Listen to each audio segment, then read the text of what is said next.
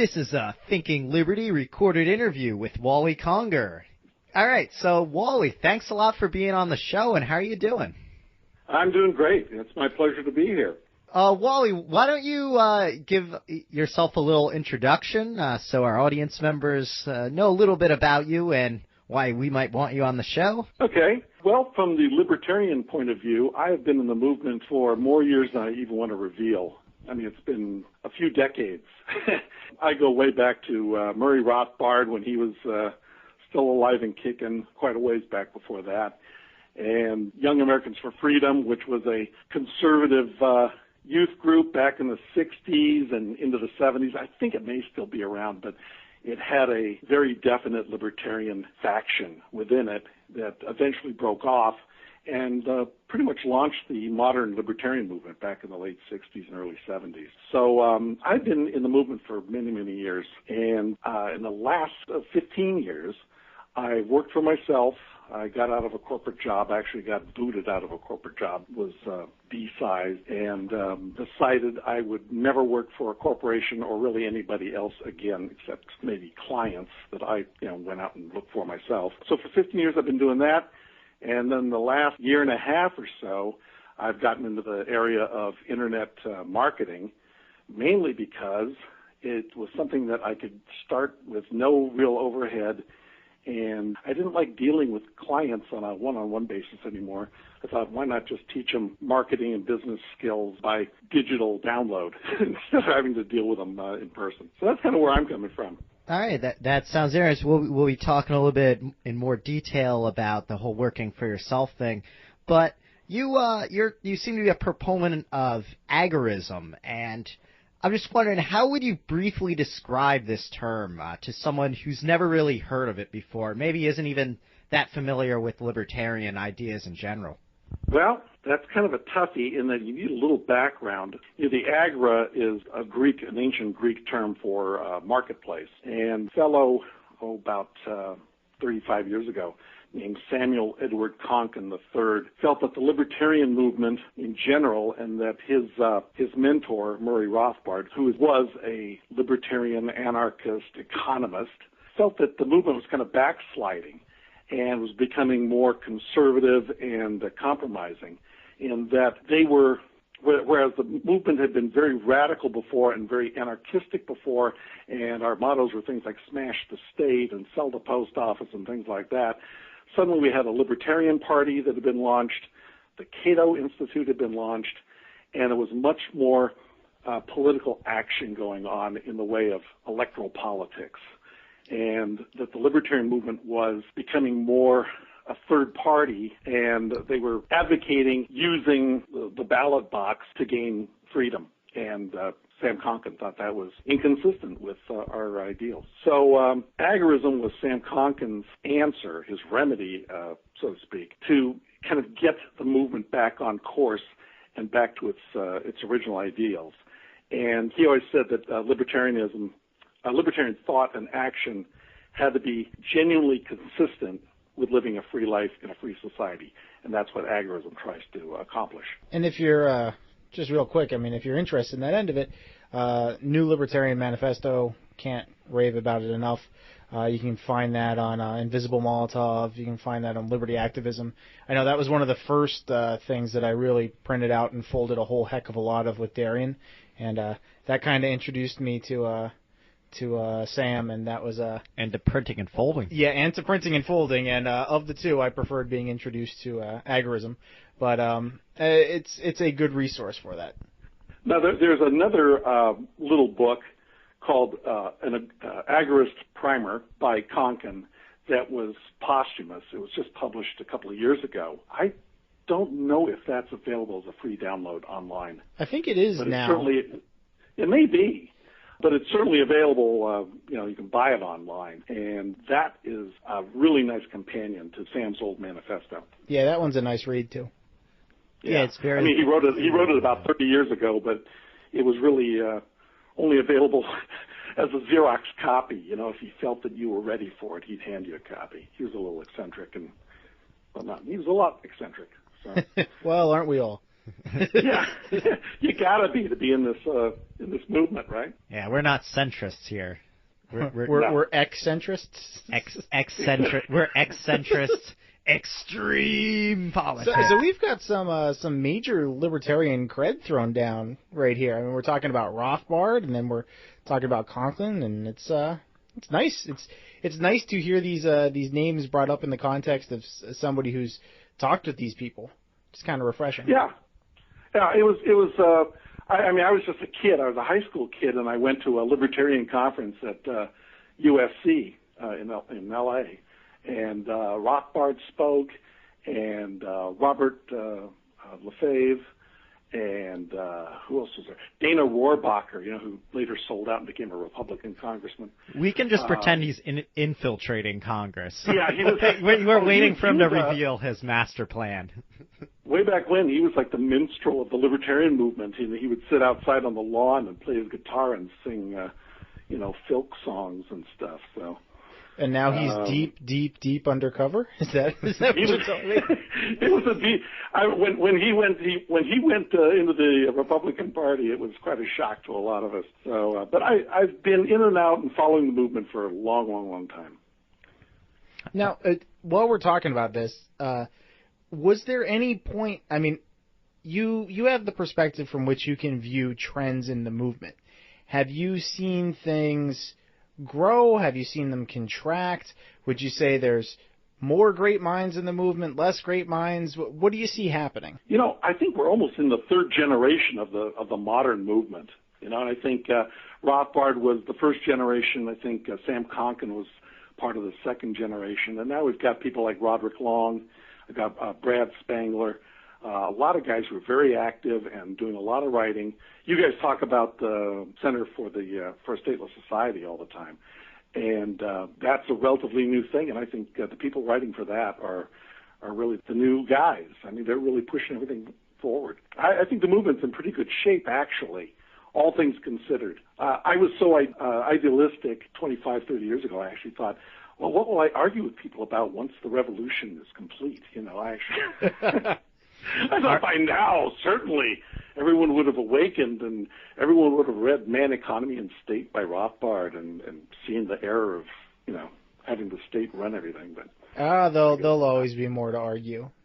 That'll never. There's always going to be that group of people who want to run the show. So. Yeah, well, we can argue about who is most responsible for the best things that created these great changes. And maybe we'll argue about it here, and Bosco will be wrong. As I usually am. Yeah, when you've got a room full of contrarians, there's never something that you can't argue about. We could always just whittle it down to the super, super, super fine points. I like my buttons to have 5 holes. No, 4 holes is the only way to go in a button. There are buttons with 5 holes? I think libertarians are worse than most. I think they're always arguing about one little bit of minutia, over another. As opposed to the big picture. Yeah, I'd agree with that. Well, yeah, I mean, I run into so many people who said, I'll never go to an anti-war protest because it's filled with commies. Yeah, but what is our goal? They're not all going to be communists there, Sometimes you have to build alliances with other people. And that was something Sam Conklin used to deal with all the time, because he's got more of his time dealing with the left wing, quote unquote left wing, than he did with the more conservative libertarian side. Yeah, well, I mean, I like to say that I have not a 100% perfect detailed view of where I want my life, my freedom, and society to generally be, but I have a pretty good idea. And while I work towards that, it's good to incorporate other people to in my activities, so I have more people to talk to, more people to influence, and we'll move in that general direction, and we'll all refine our views and maybe change a few things along the way. I'm not going to agree with anybody 100%, so it's just a matter of finding the threshold and the right things and the right way to go. Yeah, you gotta be willing to talk to people, though. That whole I disagree with you, so I'm not going to talk to you thing is just like, it strikes me as an absolutely terrible way to go, because how are you ever going to find any kind of resolution. You know, they'll want to talk to you so much that they'll just change everything they believe. Because you're so incredibly awesome. I think the idea, too, of going into anything without, ever thinking that you could possibly change your mind is another... people can smell that out right away, and it's not a particularly healthy thing to do. So you go into things with an open mind, and you try to talk to as many people as you can. You try to be consistent. That's the best you can do. Well, consistency is really key, I think. You want as much as possible to move your lifestyle and what you're doing and who you're working with, all that into some kind of consistency with what your end goal is. The means do make a difference. All right, so speaking of means, we try to give our audience some ideas of how to actually get into creating more liberty. So in terms of agorism, what are some of the means that people can use? What are maybe some of the first steps they can do towards that quest to a free society? First thing is stop working politically. Don't vote. I've voted in one election, and I think it was for one of the marijuana initiatives here in California way back when. You just don't participate in the electoral process, any campaigns, and for the most part, try to avoid movements and groups that use political means. I mean, that's their only function is to get people elected. That's one way. So that kind of eschews the Libertarian Party. I've never had anything to do with them. Certainly don't work for government agencies or even for organizations or businesses that accept government grants and support of any sort. And I made that mistake. I won't even tell you the name of the company, but I worked for a major corporation for 15 years and deluded myself into thinking it was okay because the head of their legal department was, coincidentally, Ed Clark. I don't know if you guys remember Ed Clark or have heard of him. He ran for president on the Libertarian Party ticket in 1980, and I think he was the first candidate who really, he made the biggest dent in an election in the Libertarian Party in his time. And so I kind of deluded myself thinking, well, if Ed's part of this corporation, it can't be all bad. And I was just a hack writer and editor, and I was just kind of putting out propaganda, but it was all aimed at the employees. So I wasn't really part of the machine that was convincing everybody that we were a nice, friendly corporation. So dovetailing into that, I'd say, try to escape the job culture. That'd be a way to be more of a participant in agorism, certainly the corporate culture. Build your own business. If that's something you feel you can do, I always recommend that people kind of set up their own business without walls, preferably without employees because they're a pain in the ass. And I'll tell you who really inspired me years ago, Harry Brown, How I Found Freedom in an Unfree World. You ever read that? No, I haven't read that one, no. It is classic for just self-liberation type stuff. It's very apolitical. It's just how to liberate yourself. And he had a chapter on earning money, making money. Should you go out and find a job, whatever. And his big point was, if you set yourself up as a problem spotter and then offer solutions to people's problems for money, you'll do fine in life. So he would give the example of you're at a cocktail party. This book was written back in the 70s. You're at a cocktail party and you're talking to somebody, and he's running a small business in town, and you ask him, what do you find? What's your biggest challenge in your business? The guy says, I can't get my sales staff to do anything. You could say to him, if you feel you're in a position to do so, or if you're quick on your feet, well, I think I could solve that problem for you. How would you like me to come in and help train some of your sales staff? That was a Harry Brown idea that I really took to heart, because he just kind of walked through life and let business come to him. He just spotted it. He spotted those opportunities. And they might be small ones, they might be big ones, but I always thought that was a great idea. So that's kind of what I did when I left the corporate world years ago.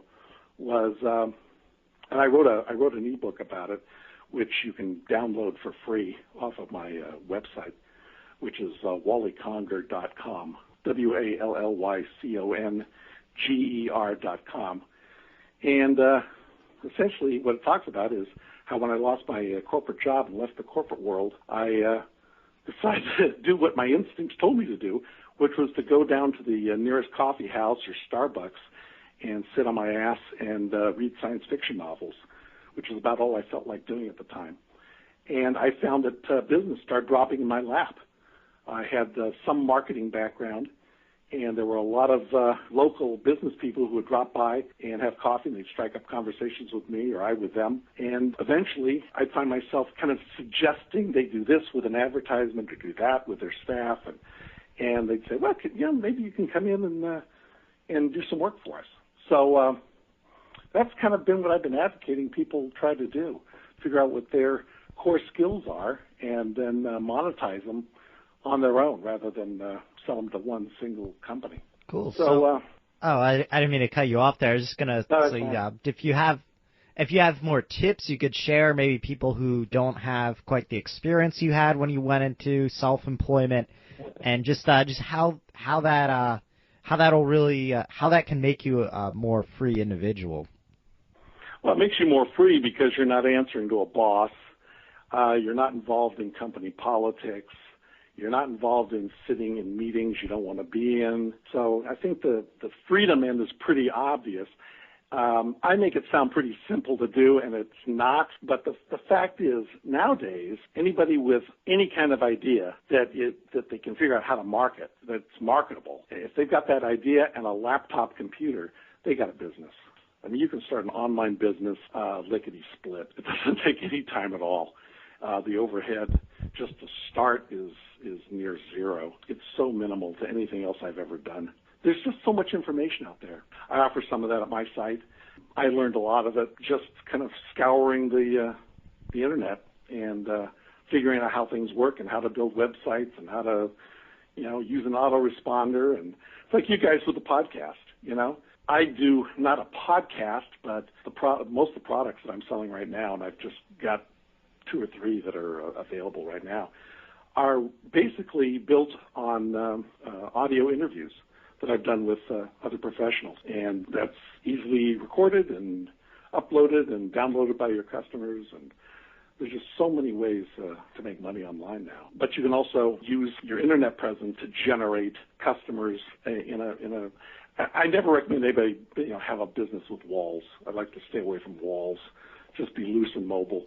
But you can start a freelance business and really get the word out via the internet. Cool.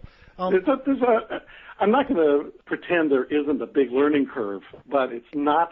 I don't think it's as overwhelming as people let it be. Well, just take it a step at a time. Here's a question for you when it comes to being self-employed.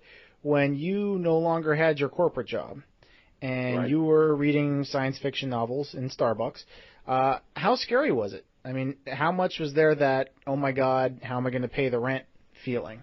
Well, I had been in a big corporate job, so they gave me a pretty nice termination package. And also what I did was I took – they had a early retirement package. And for me, it was very early retirement. And that wasn't going to kick in for years and years and years. So I had a cushion, but it is scary because you tend to imagine, every time you write a check or every time you pull out your wallet, okay, there's another few bucks going out, and nothing else is coming in. But, if you, I'm not saying go to Starbucks and sit and read a book and don't engage with anyone, Right. You've really got to make an effort. You've got to be focused that, okay, there are opportunities here.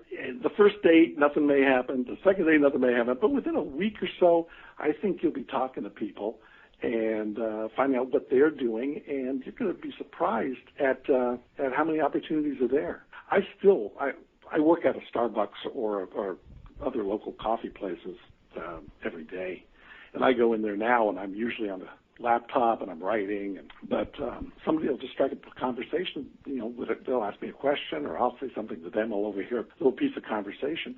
There was a woman I spoke to just a week or 2 ago whose husband has been hit real hard in the recession. He's got his own business, and what he does is he builds fancy, ornate staircases for large homes, and they're not building all that many large homes right now. So she just started asking questions about, well, what do you do? And I told her I'm a marketing consultant.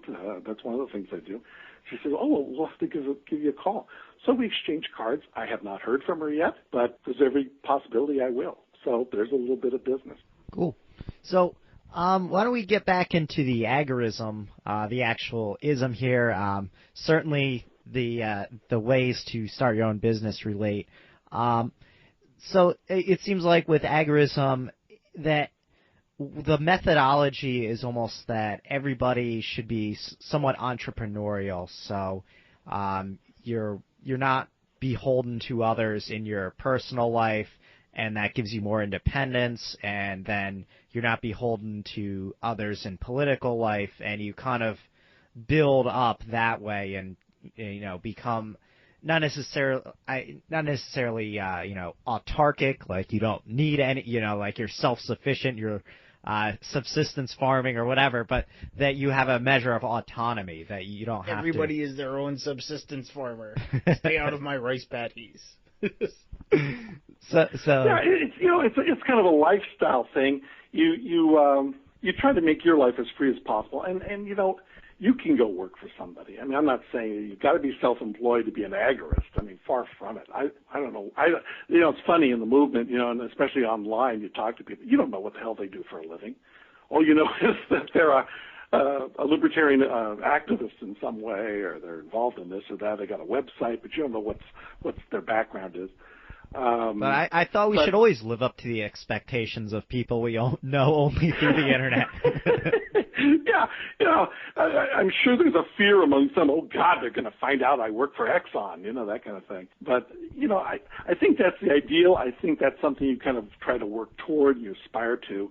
And in the meantime, you just try to be consistent with your freedom ideals and not do business where you don't have to with various bureaucratic government agencies, try to sidestep things. I mean, silly things like, if you can get away with, here's one, seatbelt laws.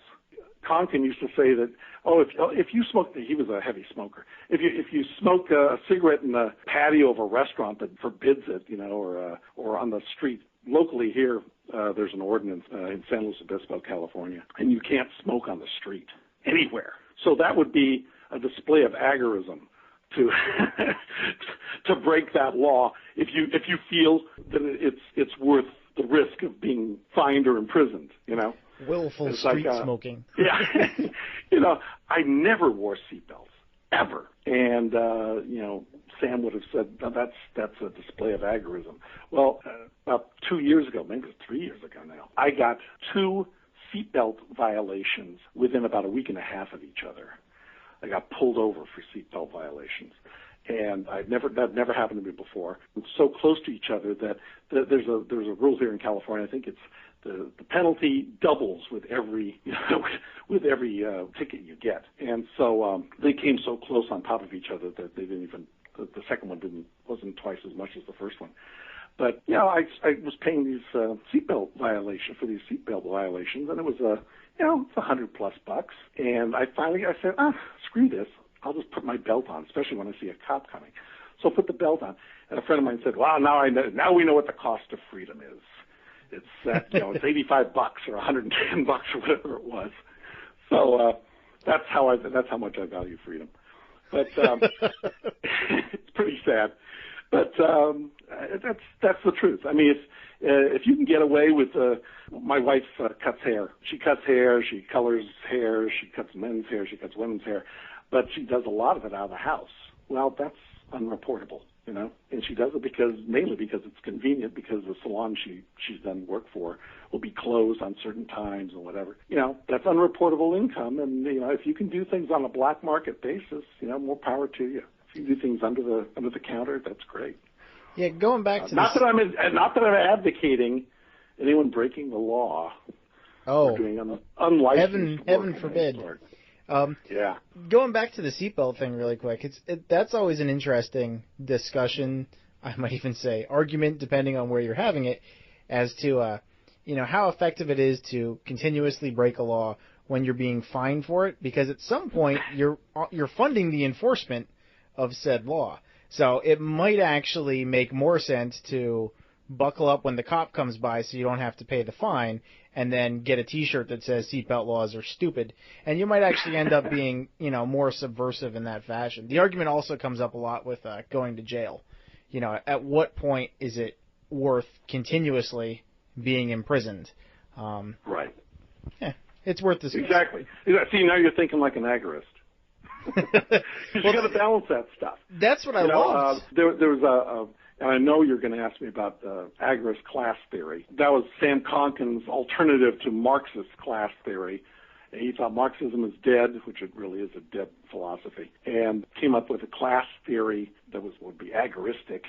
And that little book, which I put together a few years ago, really discusses all those gray areas. Okay, well, how do you judge what is, when you should break a law, when you shouldn't break a law, when's it worth it, what's the value of this or that, and it's all kind of market driven in a way.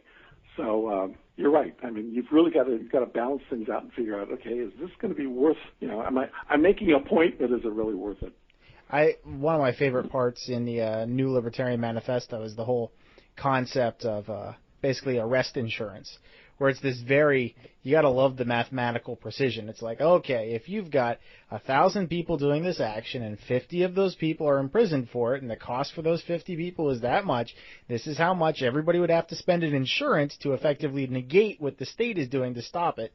I think that's just an excellent idea. Yeah, but see, for me, that's when agorism doesn't become fun anymore. It's lost its charm.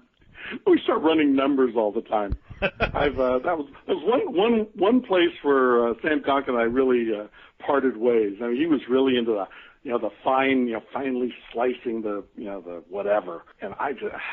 It's just too much. It's a headache. It's too much work. That's the nice thing. Do what you can. That's the nice thing about the market, though, is we have people like you that can work on freelance marketing and helping other people out with that. And then eventually when we have, agorist actuaries who absolutely love numbers and want to crunch them, then they can work for the agorist insurance agencies that want to insure people. You got a good point. You're right. I'm sure there's some people listening to this right now that would fit into that category. All right, so you mentioned agorist class theory. Why don't we talk about that a little bit? What is agorist class theory? I mean, I have a pretty good idea, but just, for a general introduction, how would you describe that? What are the basic ideas behind it? Agorist class theory is kind of like I said before, it's pretty detailed. It's a kind of a detailed spin on the old classical liberal class theory, which predates Marxist class theory, which really just separates. So there are two classes. They're the producers and they're the plunderers. They're the people who are creating and those who are just sucking off the creators. With the state being kind of the main means that people who want to live by plunder, the means they use to suck off the producers. So agorist class theory gets kind of down, like I said, into that the little gray areas, but it does emphasize when are you in what class? When are you no longer a plunderer? When are you no longer and they're like I said, they're gray areas. Okay, I'm living a 20% agorist lifestyle. The other 80% of the time, I'm working for the post office. That kind of thing. So it's really we could talk about it for hours and hours and never get anywhere with it, as far as I'm concerned. And it's pretty well summarized in that book, which is a freebie that you can download almost anywhere. You can download it from my site, in fact. If you go to wallyconger.com/agoristclasstheory.pdf, the PDF is right there. That book was really drawn from a lot of unfinished work that Konkin had done way back in the 70s and 80s. Okay, yeah. I mean, I think one thing that's important to remember when you're thinking along these lines is that the person who's taking your letters at the postal counter and putting them into boxes is they might draw a similar salary to the cop who goes around busting heads and throwing peaceful people in cages, but their actual effect on liberty is different. So that's like another thing you have to take into account. You're absolutely right, and that's part of this whole agorist class theory, is that those people are kind of the middle class area. They're living off the state, but they're innocent bystanders, and they're unaware of agorist theory or libertarian theory or the freedom philosophy. I mean, it's remarkable to me that people don't understand libertarianism, with all the press and publicity it's gotten for over 40 years, people wander around, they have no idea what you're talking about. You talk about the Libertarian Party, and they don't know what that even means. That actually kind of segues into my my last general question here. I was just wondering, in your view, what kind of influence has agorism had on the broader libertarian movement and on politics in general? Since I guess since the 70s is when it started being explained. You know, in the 70s, I think everybody was so flushed with the excitement that there was a Libertarian Party, and there was a Cato Institute, and you had some of the big shots, you know, the Rothbards, Karl Hess, you know, some of these people who were the granddaddies of the Libertarian movement were still around, and they were kind of throwing their weight to the Libertarian Party or coexisting with it. So when agorism kind of was introduced back in the mid to late 70s, it was kind of first of all, it called itself left-wing. Agorism was the left arm of the Libertarian movement, with the Libertarian Party being the far-right conservative arm. And I think it was just viewed as a naughty little brother type of thing. They were the radical faction that really should be ignored. In the last few years, I think particularly since Sam Konkin passed away, which he died early, but he passed away just a few years ago, I think agorism is now becoming more and more with people like Roderick Long and Brad Spangler and a few others. I think it's almost got an equal weight. Oh, and then you got the mutualists. You know, you've got Kevin and all that going on. So I think people in the movement are certainly more open to these different factions of libertarianism. They're not just accepting, the Libertarian Party is the way and means, and that's it. So I think the influence of agorism right now is higher than it's ever been. Well, that's a good place to be in. Yeah. Happy to hear it. Yeah. I think agorism has got a future. And I think you'll find it has a greater presence now than ever. Every year, I think it compounds on itself. Now, I'm wondering, as someone who's been interested in explaining agorism and promoting it for so long, have you been following any of the New Hampshire stuff going on? There's a lot of agorists up there. There's the Alternatives Expo that's having, well, I guess by the time this airs, the event will be past, but Alternatives Expo. There's Agorist Acres. There's a lot of people who are at least influenced by agorism, and it seems like everyone has at least heard of it. There was Agora Alley at PorcFest, and Grafton Gulch is pulling on a lot of agorist tendencies. Right. I've been so busy doing my internet marketing stuff the last year and a half. I kind of lost touch with a lot of that stuff. Listening to you guys, everything I know about all those things is pretty much stuff I picked up from you in your program. So I'm going to have to take some time and give it some closer looks. Fair enough. All right. It all sounds good to me. You know, I'm just trying to keep my head down and stay out of this political election. You know, we've got in California, we've got Jerry Brown coming back. Yeah, he's coming back. 15 years as governor. I mean, Christ, he was governor 35 years ago. Now here he is. You know, Jerry Brown. The best thing Jerry Brown ever did was date Linda Ronstadt when she was still hot. You know, way back when. Here he is. He's back, and then you got Meg Whitman, who's talking about a new California. And the fact is, there's nothing the governor can do in this state. There's nothing. That the whole structure here is such that the governor has almost, his power is almost nil. So it's just a big joke. But the good thing about Jerry Brown is the fact that you've already got the protest songs made up from the last time he was governor. So you've still got like California Uber Alles and all that. It's not going to take a lot of work as far as the protest community is concerned to make fun of. They might even have the same signs still. Yeah, but the thing is, there's already been like two other versions of California Uber Alles. That was a great tune. But Jerry Brown, I still have a warm spot in my heart for Jerry Brown, because when he became mayor of Oakland, one of the first things he started talking about was seceding from the state of California. I thought, Jesus, finally someone's talking about secession. What a great idea. I'm not sure he knew what secession was. But I would wonder how that would go for Oakland. Would you blow up the Bay Bridge and then put a bunch of cops on the other side and be like, woohoo, we're free, stay away? A lot of people like to blow up the Bay Bridge, There'd be a lot of volunteers for that. Oh, I can believe it. I've never spent so much time sitting on top of water effectively as commuting across the Bay Bridge. There's not a lot that happens there between like 4 and 7 p.m. Nope, you're right.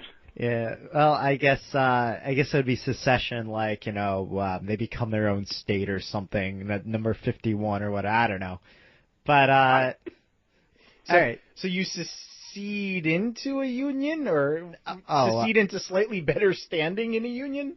Well, seceding from the state of California would be becoming their own state, not their own country, right? Oh, yeah. I don't know. I don't know how it works. It'd be very confusing. I've always thought, right off the coast here, we've got all these little, they're not even islands, they're just little chunks of land that are just sticking out of the water. I live on the central coast of California, and you'll see just a rock sitting out. And I always thought, wouldn't it be great just to paddle out there and plant a flag, like a black flag, and declare it, give it your own name, and then call the press, send out a press release and have them all come out. And then you could just expound on your secession theories and your agorist theories. I think it would be fantastic, because if they ever sent anybody out to take your flag, you've got a great soapbox to stand on. You can say, wait, you wasted how many dollars to come take down a flag from a rock? And I was sitting here sunbathing, and you just decided to show up, and, you brought, 10 agents to do this, and their hourly salary is this? I mean, you got a good leg to stand on if they ever try to break that up. Yeah, if I had the energy, I'd do it, but I just don't. If I could monetize it, maybe I would. All right. Well, we're really glad you came on the show today. Is there anything you want to talk about before we wrap up this segment? Yeah, I just totally self-serving. I just want to plug my website. Oh, go ahead. I want people to understand it's not explicitly libertarian. I think it's implicitly libertarian, because I consider myself a radical libertarian. It's pretty much strictly business. I throw in libertarian stuff occasionally. I've got a post going up about, talking about Big Brother and all that stuff in the next day or so. But there's some freebie stuff on there you can download. If you download the ebook that's there, which talks about building a small business for yourself by sitting in your butt at Starbucks, you get on my email list, and you get my rants and raves a couple times a week. So that's kind of fun. And the motto of my site, which is WallyConger.com, is smashing wage slavery one job at a time. I don't know. I would just encourage people to visit the site and try to pursue a more agorist lifestyle. Great advice. All right, fantastic. Thanks a lot for being on. This has been a Thinking Liberty interview with Wally Conger. You can check out our other archives at thinkingliberty.net. Wally's got a website, wallyconger.com. And, all right, thanks a lot for being on. Thank you. Thanks very much, you guys.